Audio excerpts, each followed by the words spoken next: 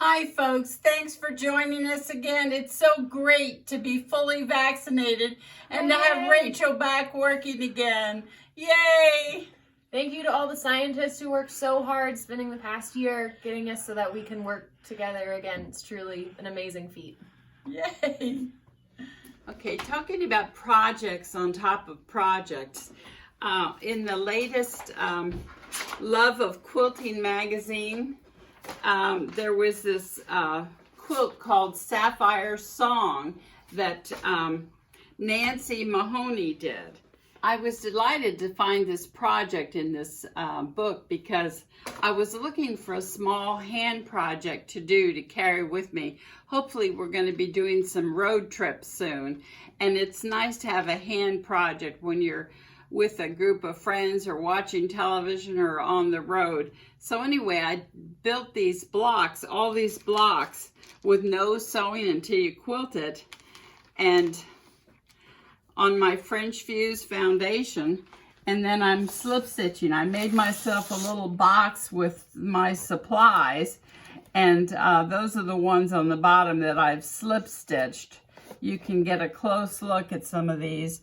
I just use a small slip stitch to do this. You know, you could have done this on the sewing machine after you build them, but I wanted to do a hand project. I will use the sewing machine to sew these blocks all together when I'm finished, but it's very soothing to just sit down and stitch by hand. Some of my students have asked me if you can hand stitch some of these blocks that we've created. This is the first block in my book, No Sewing Until You Quilt It, that was hand stitched many years ago. You can see some of the stitching here, outline stitching. The only thing I want to tell you is when you decide to hand stitch one of these No Sewing Until You Quilt It blocks, start slip stitching around the outside edges because you manipulate the fabric so much you wouldn't want to pop off the blocks. So when you're doing one of these, just start from the outside edge and work your way in. I just love being able to fit all my little triangles on scrap pieces of fabric, and there's no waste. You just leave at least 1/4 of an inch around each pattern piece to cut it out. Years ago, I found some freezer paper that you can put in your printer, so that was very convenient. And I noticed that if you just put your marks on your pattern pieces before you print them out, they'll all be the same, so it doesn't matter if you get them all mixed up. Okay, so we're working on Nancy Mahoney's Sapphire Song, but while she did a paper piecing, we're using Anne's technique. So I'm just on the last bit of this block that I need to cut out. So using Anne's magic button to run, so it's an adapter for a rotary cutter, and you just run it along the edge of your pattern piece, and it gives you an approximate 1/4 of an inch seam allowance, which is handy when you're doing Anne's technique, but can also be used for any pattern piece where you need a seam allowance. Okay, so we've got our working drawing here, and we've got it on this piece of cardboard. It's actually the back of a construction paper, because we want to make sure we don't iron on our cutting mat. And then you've got our French Fuse. Anne's already nicely cut out all of our little blocks, so make sure you've got the textured side up. I'm just going to float it over the design. And then I'm going to use painter's tape because it doesn't leave a residue, and anchor the French Fuse down to the working drawing. Do one more piece for good measure. So in our short little refresher course, we've got our working drawing, and then the French Fuse is on top of that. We've already ironed our freezer paper patterns to our fabric and cut it out. So now you can just you could build however you want. I'm gonna start with my internal blue. So I'm gonna set it down and then just kind of lift up the edges to see where it needs to be to line up. sheet up this way a little.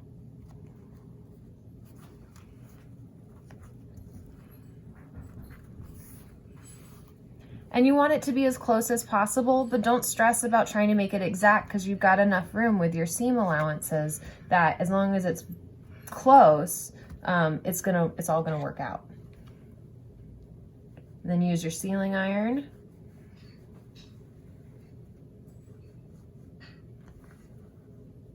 And the heat of the iron binds the fabric to the textured sort of glue that's in the French fuse, or textured adhesive, I guess.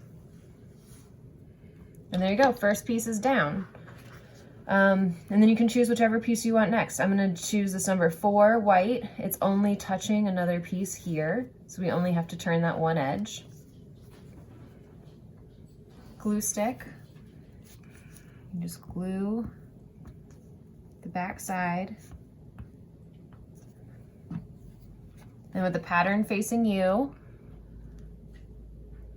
turn your fabric back to the edge of your pattern.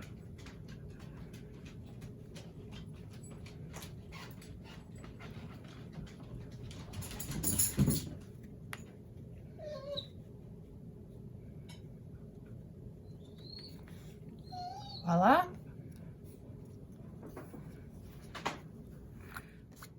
And then you have a second gluing just on that seam that you've created.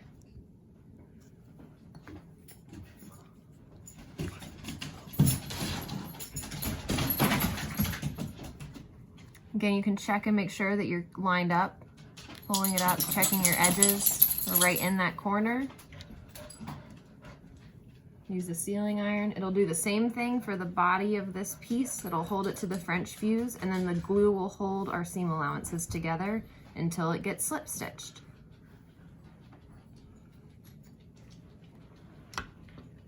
And let's do this number 2 next. So it's only touching along this line. Glue.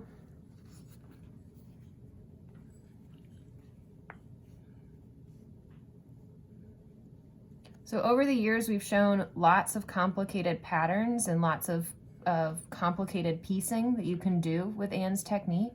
You can also do it with simple pieces like this, straight edges.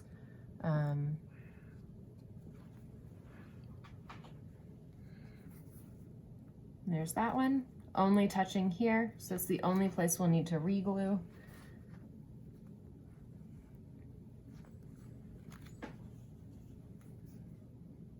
Line it up. We've got our registration marks here. They must have come from the same initial pattern.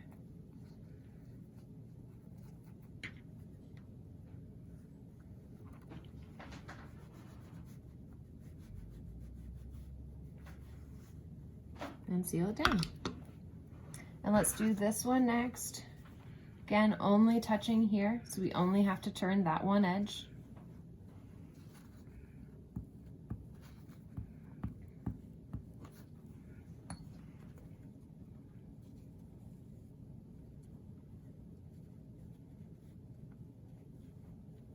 Finger press back to the edge of your pattern piece.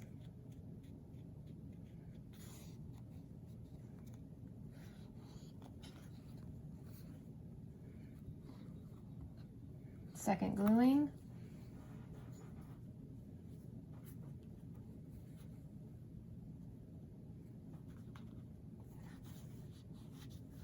Line it up.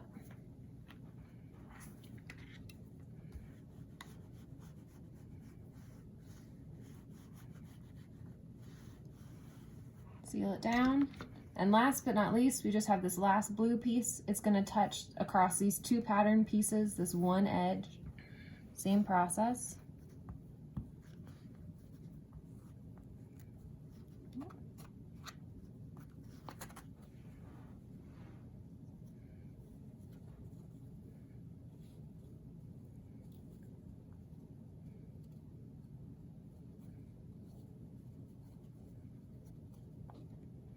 Finger press back to the edge of your pattern piece.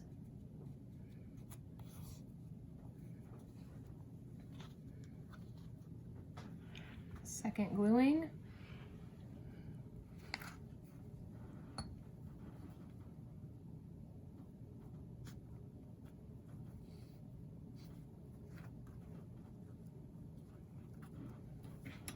seal it down, and there you go. You've created an entire block. This is the outside where this block is going to connect to another block, and we need the seam allowance here so it's got space to connect. So you'll just leave it as it is, but at this point you can take your pattern pieces off. You can save your freezer paper patterns. These have been used multiple times for multiple blocks.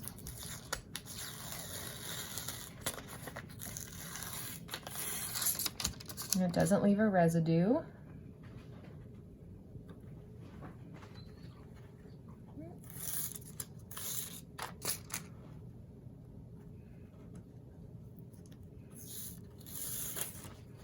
And there you go, you've got a block. So now Anne's gonna slip stitch these pieces that we just put down together in this one individual block. When she sews this block to another block is when she'll take it and do it on her machine to make the final pattern that'll look like this. So you can just experiment with her technique. Use it for hand projects or for sewing machine projects. One last step is I build a whole bunch of blocks, and then I use a straight edge to trim the fringe views up, but I don't want to cut off my seam allowance, so I'm just using a straight edge to trim these blocks, to trim the... Thanks for watching, and happy quilting.